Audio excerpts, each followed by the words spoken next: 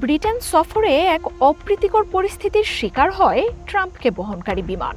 সেই নিয়ে তোলপাড় চলছে। গুরুতর কিছু না ঘটলেও আমেরিকার প্রেসিডেন্টের নিরাপত্তা নিয়ে চলছে আলোচনা। আন্তর্জাতিক কয়েকটি গণমাধ্যম বলছে, লন্ডনের উদ্দেশ্যে নিউ ইয়র্কের আকাশ পাড়ি দেওয়ার সময় এয়ারফোর্স ওয়ানের কাছে চলে আসে বেসামরিক একটি বিমান। স্পিরিট এয়ারলাইন্সের এয়ারবাসটি তখন বোস্টনের দিকে যাচ্ছিল।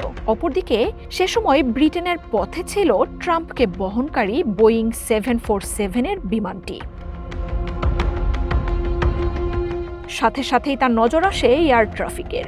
একই উচ্চতায় থাকায় দুটি বিমান এক বিন্দুতে মিলিত হওয়ার আশঙ্কাও থাকে। তাই স্পিরিট বিমানের পাইলটকে সতর্ক করা হয়। এয়ার ট্রাফিক কন্ট্রোলার বেশ কয়েকবার ডাকাডাকির পর স্পিরিটের পাইলটের সাড়া পান। কন্ট্রোলার তাকে জানান, তার বিমানের লেফট উইংয়ে 7-8 মাইল দূরে 747 বিমানটির কথা। বলেন, নীল সাদা সেই বিমানে কে আছেন তা নিশ্চয়ই পাইলট জানেন।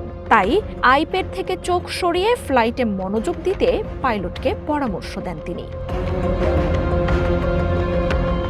একই উচ্চতায় থাকলেও বিমান দুটির ব্যবধান ছিল কয়েক মাইলের। এমনকি বিমানটি কোনো নিরাপত্তা ঝুঁকিও তৈরি করেনি।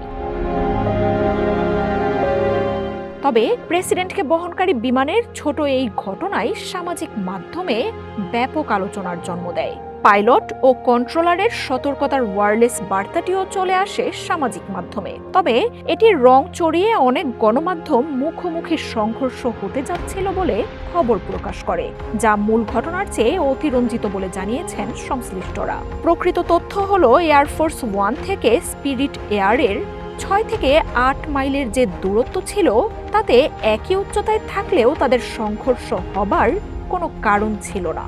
তারপরও বাড়তি সতর্কতার জন্য তাকে অন্য উচ্চতায় নিয়ে যাওয়ার নির্দেশনা দেওয়া হয়। বিমানের যানজটের জন্য নিউ ইয়র্কের আকাশ বিখ্যাত। অনেকটা সড়কের গাড়ির মতোই সেখানে চলাচল করে বিমান। ব্যক্তিগত, সামরিক, বেসামরিক বিমানের উড্ডয়ন অবতরণে ব্যস্ত থাকে আমেরিকার এই নগরী। মার্জিয়া উপমা, ওয়ান ইন্টারন্যাশনাল ডেস্ক।